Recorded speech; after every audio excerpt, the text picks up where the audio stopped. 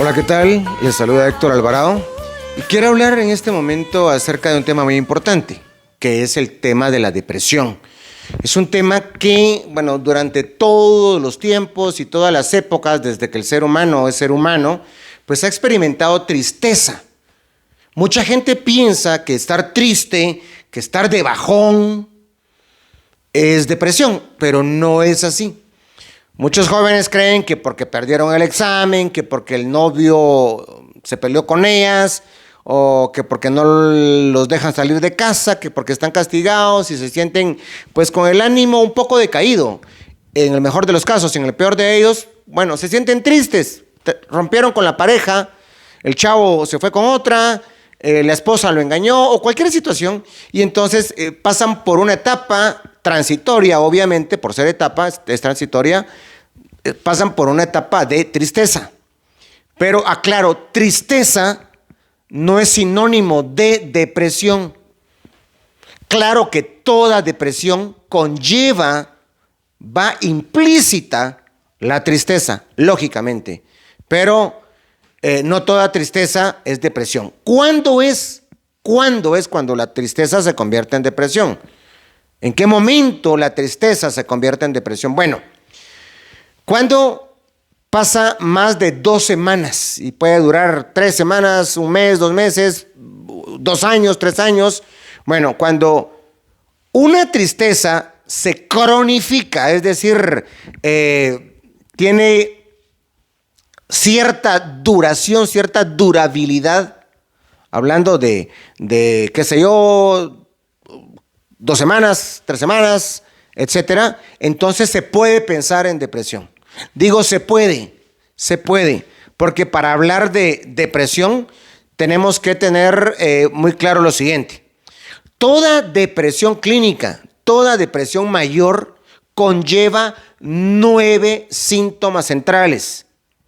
Y por lo menos 5 de estos 9 síntomas centrales deben estar presentes para que uno pueda pensar que tal o cual persona tiene depresión. Y de esos 5 síntomas, por lo menos 1 tiene que ser un estado de ánimo deprimido o decaído, o bien sea la pérdida del interés o del placer por todas o casi todas las actividades. Es decir, nada le produce placer. No tiene interés por absolutamente nada ni nadie. Lo pueden llegar a visitar los amigos, que no le importa si lo llegan a visitar los amigos. Puede, ser invitado para una actividad, un casamiento, cualquier tipo de actividad.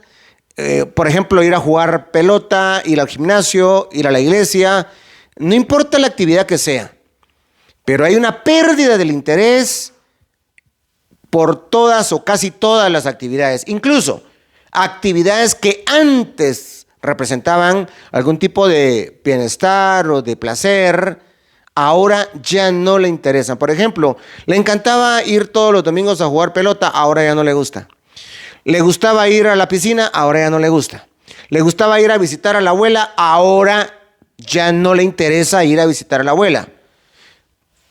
Entonces, tienen que estar presentes por lo menos un estado de ánimo decaído o deprimido, o la pérdida del interés o del placer, que también se conoce como anedonia. Pero decía, son 9 síntomas centrales. ¿Por qué centrales? Porque pueden haber más de 9. Y los voy a enumerar rapidito. Número 1, estado de ánimo deprimido. Número 2, pérdida del interés o del placer, que se conoce como anedonia. Número 1 decía estado de ánimo deprimido. Número 2, pérdida del interés o del placer. Número 3, alteración del sueño. Es decir, la persona puede dormir demasiado, que se llama hipersomnia, o puede sufrir de insomnio, padecer de insomnio. Cuando hablamos de insomnio, hablamos de un insomnio inicial, es decir, personas que no logran conciliar el sueño. Se acuestan a la cama a las 10 de la noche, es la 1, 2 de la mañana y no logran dormirse. Ese es el insomnio inicial, está el insomnio intermedio, es decir, sí se durmió a las 10 de la noche, pero a las 12 se despierta y pasa 2 horas tratando de volverse a dormir y se duerme con mucha dificultad. Y número 3, el insomnio terminal, es decir, se duerme temprano, no se despierta a las 2, 3 horas, pero qué sé yo, a las 3 horas y media o 4 se logró despertar, se despertó a las 2 de la mañana y no se vuelve a dormir. Es el insomnio terminal. Entonces, el tercer síntoma central de toda depresión clínica o depresión mayor es una alteración del sueño. Bien sea hipersomnia, dormir demasiado, la persona se la pasa durmiendo casi todo el día y la noche y del sofá a la cama y de la cama al sofá y todo el tiempo durmiendo. Ok.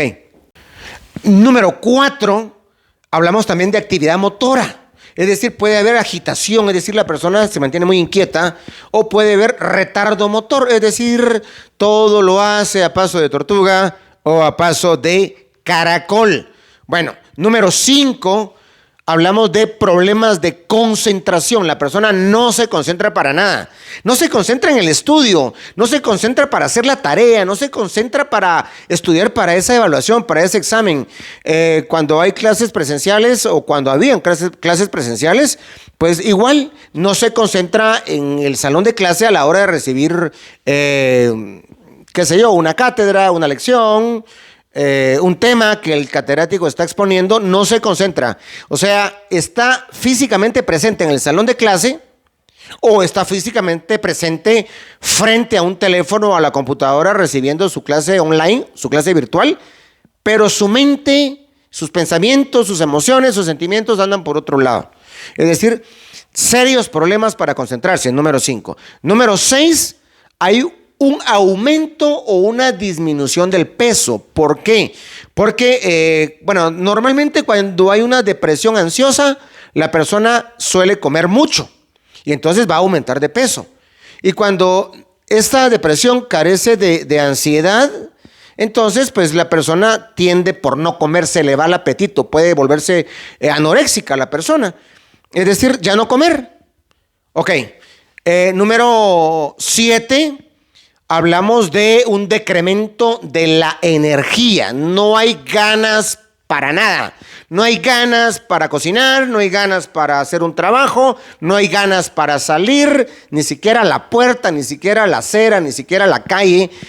No hay ganas de nada y esto se conoce como astenia. Número 8. Toda depresión clínica o, la mayoría de las depresiones conlleva fuertes sentimientos de culpa. La persona se siente culpable por todo y sobre todo por aquello que considera le causó la depresión. Es decir, si la persona empezó a ponerse así y cayó en depresión porque lo abandonó la esposa o porque encontró que el esposo la estaba engañando con otra mujer, si esto fue el detonante, ella piensa que él la engañó por culpa de ella. Ella cree que este hombre la dejó porque ella no le cocinaba bien, porque no lo atendía bien, porque como mujer no le respondía en la intimidad, etcétera, etcétera, etcétera. Es decir, ella se siente culpable. Me dejó porque no me arreglo, me dejó porque me engordé, me dejó porque me descuidé, me dejó por esto, por lo otro. Entonces, hay fuertes...